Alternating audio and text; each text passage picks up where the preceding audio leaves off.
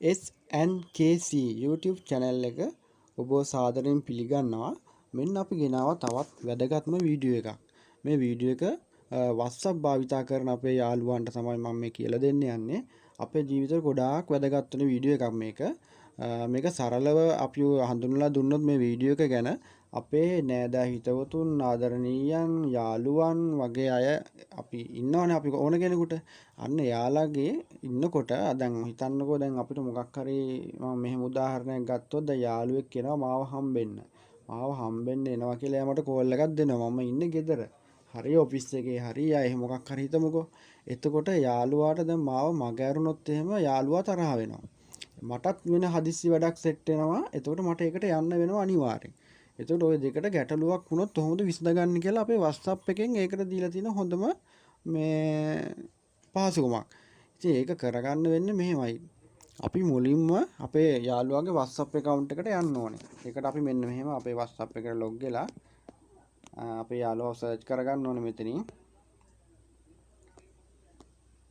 ඔන්නම හරි මගේ යාළුවා මම search කරා. ඊට පස්සේ මම යාළුවාට කියන්න ඕනේ මම මෙතනින් මගේ location share කරනවා. ඔයා මාව ඉන්න තැනට එන්න මම මෙච්චර වෙලාවක විනාඩි 15ක් පැයක් ඒ වගේ වෙලාව ඇතුළත මම මේ අහවල් තැන් වල ඉන්නේ. ඊට පස්සේ මම ආයේ ඔෆිස් එකට එනවා. ඔයා ඒ අතරතුර ආවොත් මෙන්න මගේ location එක කියලා එයාට මෙන්න මේ විදිහට location එක share කරන්න පුළුවන්. එතකොට මෙන්න මේමයි කරන්නේ. යාළුවාගේ WhatsApp එකට අර message එක type කරන තැනට අපි ගිහිල්ලා අපි බලන දකුණු පැත්තේ කැමරා icon එක ගාව තියෙනවා ෆයිල් කට්ටක් වගේ නිකන් ඒ හැඩයේ තියෙන මේ logo එකක්. අන්න ඒක අපි touch කරන මෙන්න මෙහෙම. ඊට පස්සේ මෙන්න අපිට එනවා location කියලා එකක් කොළ පාට logo එකක් location. අන්න ඒක අපි ආයි touch කරන්න ඕනේ. හරි. location කියන එක touch කරන් පස්සේ ඊට පස්සේ එනවා share live location කියලා. share live location. අන්න ඒක අපි touch කරනවා. දැන් මෙතනින් ඉල්ලන වෙලාවල්. ඒ කියන්නේ විනාඩි 15 තියෙනවා, පැය තියෙනවා, පැය 8 තියෙනවා. දැන් හිතන්නකෝ අපිට පැයක් වගේ යනවා කියලා වැඩේ කරගන්න. ඉතින් අපි මේ පැය ටච් කරලා අපි මෙතන මේ send එකෙන් අපි යවනවා. මැසේජ් එක යාළුවාට යවනවා. ඒ කියන්නේ location එක කොහොම යවනවා. හරි. ඔන්න දැන් යාළුවාට location එක ගිහිල්ලා තියෙනවා. එතකොට ඔන්න මැසේජ් එකක් එයාට යනවා. මෙන්න යාළුවාට කියපු මැසේජ් එක. ඔන්න යාළුවාට ඔන්නෝම යනවා. එතකොට දැන් අපිට අපේ වැඩේ කරගන්න පුළුවන්. එතකොට යාළුවා මේක ටග් ගාලා view කරනවා මෙහෙම. view කරාම යාළුවාට පේනවා අපි දැන් ඉන්නේ කොතනද කියලා. ෆොටෝ එකත් එක්කම අපි ඉන්නේ කොතනද කියලා පේනවා. එතකොට දැන් අපි මෙතන පැය ඇතුළත අපි කොහේ ගියත් යාළුවාට පුළුවන් එයාගේ අපි යවපු ලොකේෂන් එකෙන් අපි හොයාගෙන ඒ තැනට එන්න. මග ඇරෙන්න නැතුව එන්න පුළුවන්. එතකොට මේක වැඩ කරන්නේ කොහොමද කියලා මම පොඩි වීඩියෝ ක්ලිප් එකක් දාන්නම්. ඒ කියන්නේ අපි මෙතනම ඉන්නවා. එහෙම නැත්නම් අපි මෙතනම ඉන්න යාළුවා දැන් යාළුවානේ අපි බලන්නේ. අපි මෙතන යනවා එතන තැන් ඔක්කොම මේමයි මාර්ගය මේ සිටියේ මේ ඔක්කොම නිවැරදිව පෙන්නනවා. හරි. ඔන්න යාළුවා ගැන ඕක තව එකක් තියෙනවා. ඊට වඩා වැදගත් වෙනවා. ඊට පස්සේ අපි ආයෙම බැක් වෙනවා. මේ විදිහටම හිතන්නකෝ දැන් අපේ දරුවෙක් හරි එක්ක බිරිඳ හරි දැන් ඔයා හිතන්නකෝ ඔයා ඉන්නේ ඔෆිස් එකේ. ඔයා ඔෆිස් එකේ ඉන්නවා. දැන් කෝල් එකක් දෙනවා බිරිඳ මම ඔයාට කෑම එක අරන් එනවා. එන්නේ මොකේද? යතුරු පැදිය එනවා කියලා හිතන්නකෝ. බයිසිකලේ එනවා. ඔයාට කෑම එක අරගෙන බිරිඳ එන්නේ දැන්.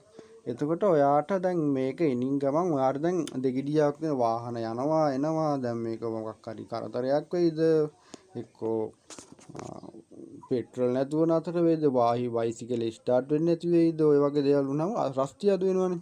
ඉතින් අපිට ඔක දැනගන්න විදියක් නැහැ. එක ෆෝන් එක වැඩ කරේ නැති වුණොත් එහෙම ඔන්න ඔය ගැටලු වලට හොඳම මේ උදාහරණයක් තමයි මෙන්න මේ WhatsApp එකේ දාලා දීලා තියෙන setting එක. හරි. මේක මෙන්න මේ විදිහටයි වැඩ එක. ඒකත් ඒ විදිහම තමයි.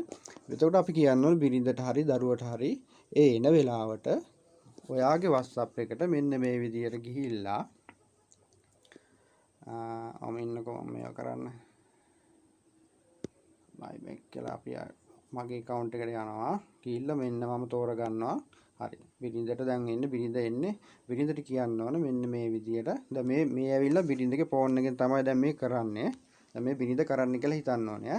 මෙන්න මේ විදියට මෙන්න මේ වගේ මැසේජ් එක ටයිප් කරන තැනට ගියා මේ වගේ තියෙනවා ෆයිල් ලකුණක්. ඒක ටච් කරන්න. එතකොට එනවා මේ වගේ location sharing කියන එක location කියලා. මේක කොහොම ටච් කරන්න. එතකොට එනවා. එතකොට දැන් ඔයා හිතන්නකෝ ඔයාගේ ඔෆිස් එකට ඔයාලා ගෙදර ඉඳලා එන්න අපි හිතමුකෝ පැයක් යනවා කියලා. හරි. එතකොට මෙතන මේ ෂෙයා එක දෙන්න ඕනේ. දීලා මෙතන පැය තියෙනවා. පැය දාලා තියෙන්නේ. පැය දාලා ලොකේෂන් එක මේ විදිහට යවන්න. තේරුණානේ? ඒක යවුවාම ඊට පස්සේ ඔයාට පුළුවන් ඔයා ඉන්න තැන ඉඳලා මේක ලයිව් බලන්න. දැන් බිරිඳ එනවා කොහේ හරි වෙන මොකක් හරි කරදරයක් වෙලාද නැත්නම් කරදරයක් නැතුව එනවද ඒ ඔක්කොම ටික ඔයාට හොඳට පේනවා මේ මැප් එකේ. මෙන්න මේ විදිහට පෙන්නනවා බිරිඳ ඉන්න තැන.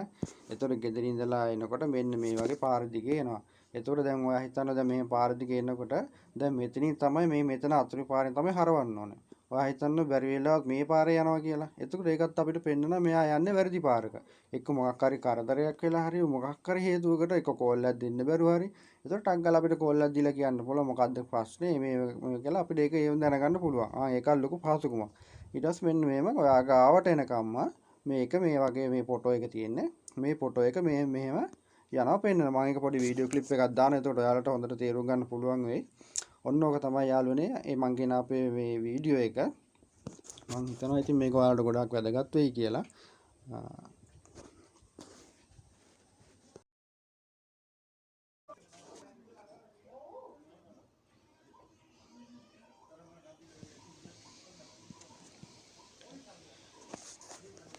මෙන්න මේ වීඩියෝ ක්ලිප් එක තමයි මම ඔයාලට පෙන්නනවා කියලා කිව්වේ.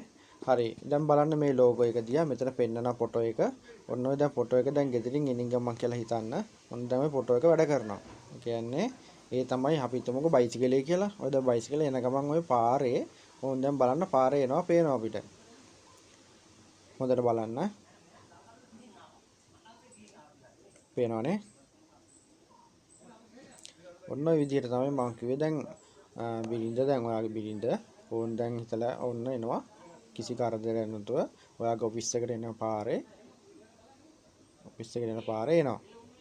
දැන් උතන හන්දියක් තියෙනවා බලන්න හරියට ඔයාගේ ඔෆිස් එකට එන පාරද හැරෙන්නේ කියලා.